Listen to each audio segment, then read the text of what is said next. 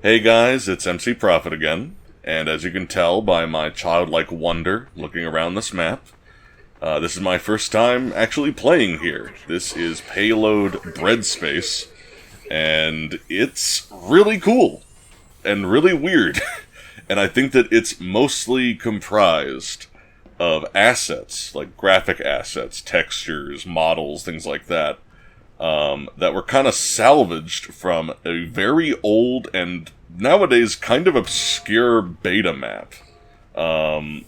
Player Destruction... No, wait, Robot Destruction Asteroid. Yeah, that's what it was called. Here we have a peaceful meeting between Blue and Red, ruined once again by the Boston Frying Pan Killer. When will the violence end? The answer is probably never. It's a tragedy. It really is. But yeah, this is my first time commentating as Medic. I've already done Engineer. This is my second video so far, so if my third video is on Demo Man, I will complete my trifecta of mains. I tend to gravitate more towards the support end of things, as I mentioned in the previous video, and that's for a lot of reasons. For one thing, I really do feel like you get a very full grasp of the game and the game's state when you play as a support class. This is true in different ways for both Engineer and Medic. This exchange is kind of funny. I'm asking the sniper, please do not contaminate the samples. He continues to contaminate the samples. This is why I don't work with Australian longshootmen. No professionalism, no matter what they say. So, pay attention to the Medic healing me right now. We're doing the little Medic circle jerk right now. Dr. Quack. I want you to pay attention to what he does in general, because this guy is a bro. He gets a lot of shit done. He helps me countless times. I try to return the favor just as many times. He's a very good, medic healing a medic kind of guy. Like, you love to see it. Medic bros are just as powerful as NG bros. When two medics are actually looking out for each other, it's pretty unstoppable. And although I'm not going to spoil whether or not we win, I am going to say, you're going to see some good results here. So, right away, as soon as I get out of here, I'm focusing on more or less the only power class that is in the team right now, because people are still showing up. I ask him to take out this sentry as the main priority. He does so. That's awesome, but I'm getting the fuck out. He also manages to get the teleporter, which is, like, pretty much the other best building he could get out, honestly. I get direct piped, but immediately get a vaccinator bubble on me. So, I just, at this point, you can kind of see, like, this little switch flick in my head, like, okay, this medic is one of those medics. I'm going to try to overheal him as much as humanly possible. I take a lot of damage, run back, see a dispenser's getting set up, but hey, look! I don't even need to wait for the dispenser, because my bro's here. So, I'm just passing overheals around. You can see how much, just not having to constantly worry. Oh. Oh. Fun stops. Anyway, people are now switching to power classes a little bit. Got a heavy to work with, got a demo to work with. And when you play as a medic, a big key is don't adopt the pocket mentality too much. Even here I'm a little guilty of it, because I just should not have followed that heavy. I should have understood that that was a brutal sniper sightline. I didn't see a sniper, but there's always a sniper, It's Team Fortress 2. There's always somebody playing sniper. So, I should have been playing a little more cautious there, but I do manage to live until that happens. You can kind of see that I was turning, and I did finish turning on my end, but my character model was still in a position that allowed itself to get backstabbed at that last second. It sucks, but, that's how Valve's latency and hit registration works. I could never main Spy. Spy is, like, one of my least played classes. I do love him. I do love playing as him. He's extremely fun. I mean, y'all know that I love stealth games. I always have. But Spy just relies on some of the wonkiest parts of TF2 to work in your favor. And I just kind of can't rely on it. And that was a good example of it kind of working in his favor, but it will screw over that Spy just as often. So, you know, it's just kind of how the class goes when you rely on melee hit detection in a game where melee hit detection was not a coding priority.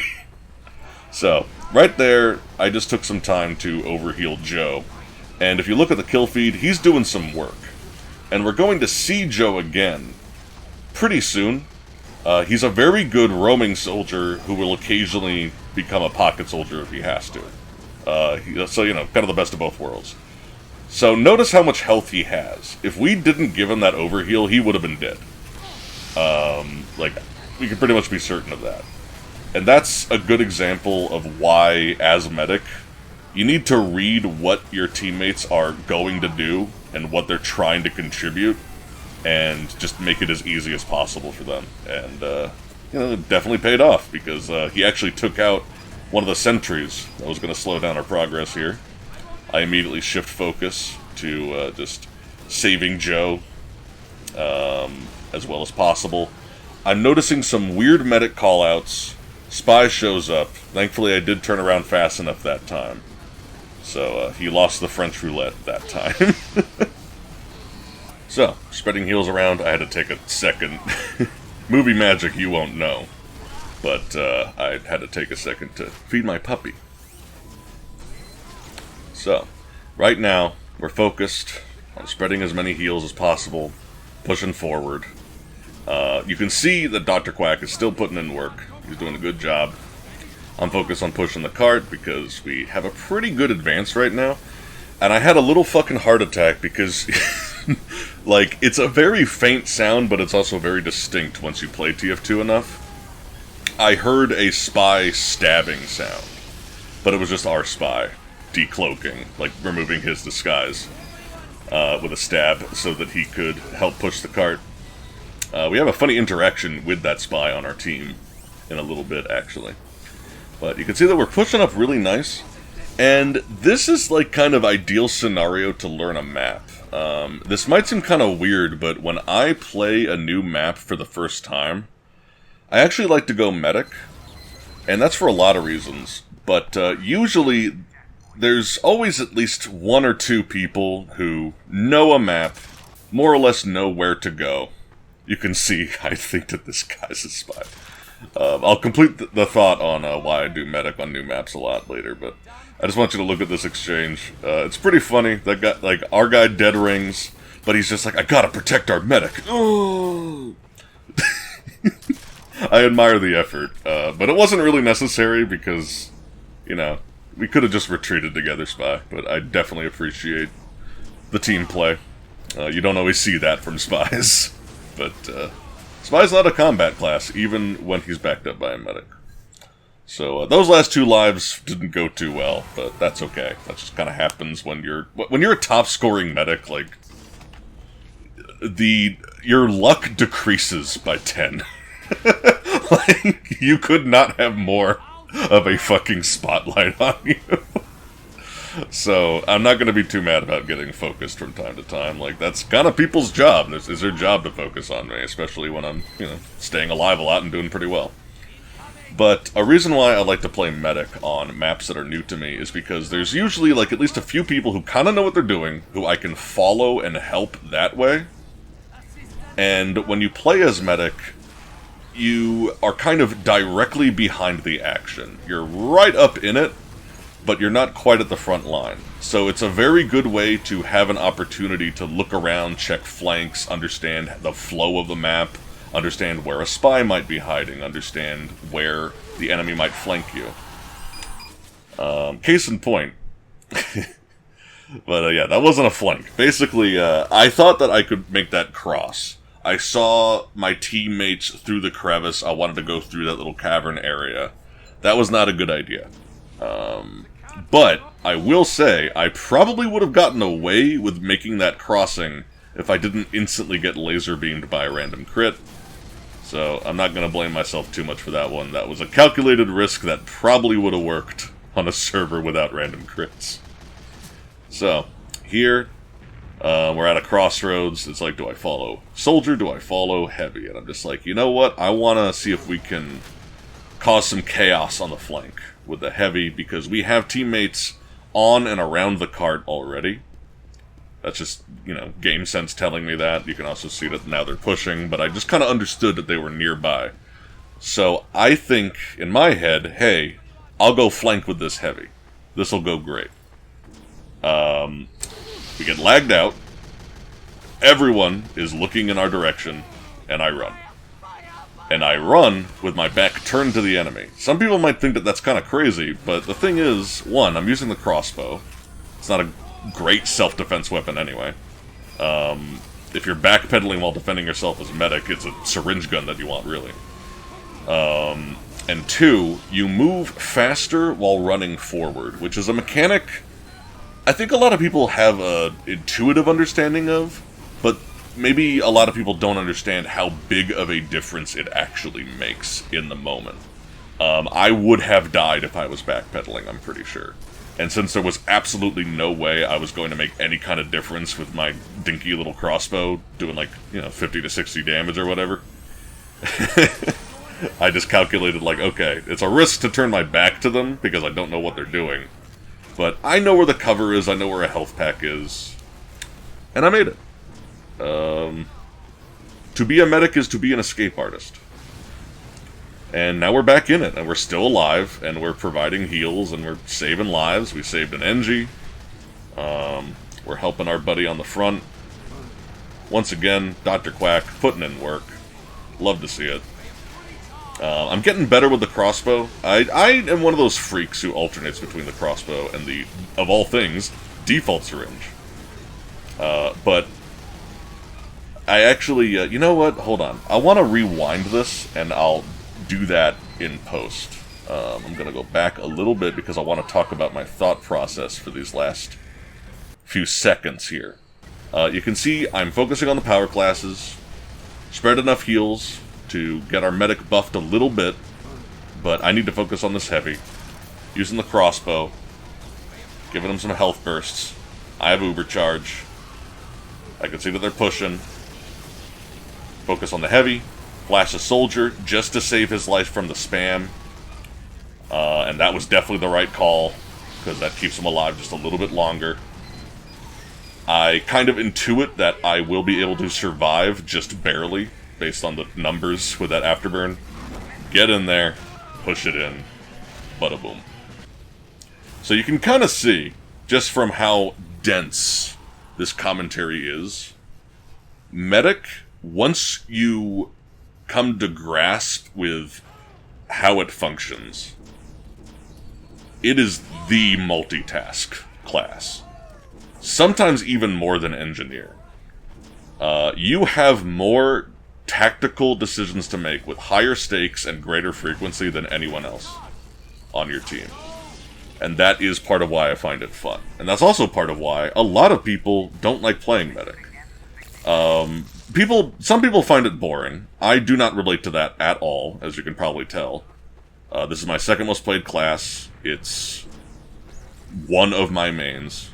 I love playing him. I play him like more often than not if we have enough power classes, and I don't need to help in that regard. And he's just like very tactically complex in a very fun and refreshing way. A very distinct way, like there's nothing like this in basically any other first-person shooter. Mercy certainly isn't like it in Overwatch. He's just the only dedicated healer. He's the only 100% dedicated support. I would argue that Engineer is basically 100% dedicated support, but he's still okay in combat with the right setup and mentality. Whereas Medic, I top score here, and I believe I don't get a single kill on either round. So that should tell you how the Medic works. So right here, you might be thinking, why didn't you counter that Uber? And the answer is, I got faith in this Pyro. He knows how Air Blast works. He just needs Overheal to stuff it. And that's good because now I can save my Uber Charge to save the Heavy's life, scare them off a little bit, block the cart for just a sec, get back behind cover, safety of the dispenser. And that was a pretty good call to not use that Uber right then, because I just had faith in my teammate there. And that's kind of something else that really makes Medic fun to me. You develop this small, impromptu rapport with your team whenever you play Medic or Engineer. I feel it as both. It's more noticeable with Medic, because you're just on the front line where the action is constantly. But you really form this understanding of which teammates are going to actually make use of your buffs and heals and support and calls and having you watch their back and watch the flanks, etc. Like, you just pay attention to who notices the flanks, who notices the calls. I think I healed a spy there and did not notice, so that's embarrassing. And then get blasted by that soldier. And you know what? That soldier did not die for that. He actually survived, which means that that medic healed him in mid-air before he took the fall damage and died. So, respect. They did a good job. Game recognizes game, dude. Their medic is pretty decent. So, right here, we have a bit of a teleporter buffer, because they destroyed one of them, but that's okay. We're doing a pretty good job holding them off, and this is a very tough area to defend because it's so wide and open. And there are several flanks, which I don't even really understand yet, because again, this is my first full game on this map. So I'm like learning as we go. Focus on saving this scout. Whenever you see someone on fire, that's a pretty decent heal priority if there's no one else like actively in combat. Right here, I do a little bit of a risky play to try and save my fellow medic and this engineer because, you know, support's got to watch each other's backs. The engineer is really putting in work. His teleporter's great, dispenser's great, sentry's great. Like, he's doing a good job. So I played a little bit risky to make sure that he was alive. And I think that that was, again, the right call. Some people might disagree, but I tend to play a little, I don't know, riskier than most medics probably should. And that was a good example of that. In my defense, I had no idea they could flank from the right like that, but I really did not think that they were all just right behind us. But we did scare them a little bit, at least. Gave them a little bit of a delay, but they are going to cap this point. So, we're moving up, trying to defend to the second point, and some of the shit that's about to happen, it's some of, like, the most quintessential reasons why I like playing Medic coming up. So, right here, we're both kind of double-teaming this soldier. Google Medic double-teaming soldier on your school computer in order to learn more. Right here, soldier pops in out of fucking nowhere. I get out, try to save the other medic, dies as soon as I turn around. It happens. Right there, I hit the soldier with what I guess I would call a discouragement crossbow bolt. It's just like, hey, I'm not letting you get it for free. I'm not doing much damage to you, but it's something, and I know that you rocket jumped in here. So, scare the soldier off a little bit. That's sometimes all you really need to do as medic. Focus on saving this scout so he doesn't get killed by spam. But then, as soon as I get Uber, give it to this guy, because this Pyro's been doing work. He understands his role very well. We defend the cart for just a sec. I kind of flank around, try to get away with it, almost do, but bump it, but like kind of stub my toe on a stairway that I didn't know was there. And get obliterated. But that's okay, because Dr. Quack is still on the front. He's getting hurt, but he's putting in work. But that being said, I want to get back to the front immediately. And thankfully, Joe's helping me out. Disciplinary action is literally, in my opinion, one of the best soldier unlocks. I love that weapon. It's such a good team player kind of weapon. Instantly get obliterated here too, but that's okay. It happens from time to time. Thankfully, Dr. Quack just spawned in. So, we basically always have a medic up and running. Which is the real power of having two medics. Just the fact that you always have, like, the backup medic once one of them dies is absurdly powerful, especially in casual. Especially when those two medics are working actively together to heal each other and, like, paying attention to each other's health bars and shit. So, I try to help this scout out a little bit as he peeks in, actually kind of working as a scout, and he, indirectly informs me that they got a sentry there. But we managed to get that down. I focus on buffing everybody up. We have roughly even teams right now. This has been a pretty balanced game, all things considered, which is always nice. But right now, just focused on healing up everybody. You get these little lulls as medic where you can actually kind of collect yourself a little bit. This was a hectic match, as you can probably tell. So I savor these moments where I can just take a millisecond to fucking breathe. Because I know that it's not going to last long. I'm also taking this as an excuse to kind of learn the map. I'm just like, what the hell is over here? And there's a lot. And you can see, there's people who can see me as I cross that upper walkway. But I understand the universal truth that TF2 players do not look up. And they weren't looking up.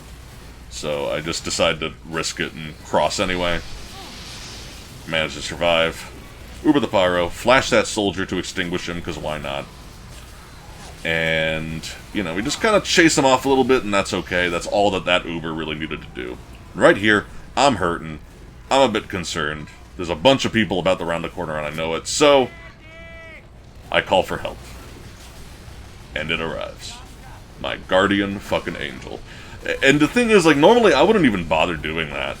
But I was just like, you know what? This medic's been on point. I'm gonna call for help. And, you know, my hero just pops in as soon as I call.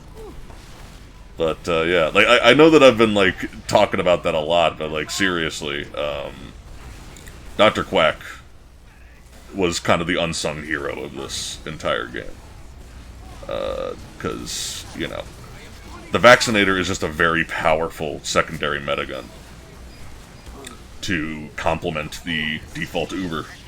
So right here, this is a get away from us Uber, again, which is mostly what I've been doing, you've probably noticed. You can see that I backed up into them with my Uber on, and you might be thinking like, well, why would you do that? Why wouldn't you make it a surprise? And the reason why is because my Uber target was a soldier. A soldier is not really all that great at immediately killing a big crowd of people anyway. So I just decided I want to maximize the amount of time that they see a shiny invincible person. And we scare them off a little bit, but now it's clutch. I decide, fuck it. We have a slight team numbers disadvantage, but a bunch of us are about to spawn. We hold here. I body block. I heal as much as I can. Dr. Quack saves my ass again and again and again. But I do die.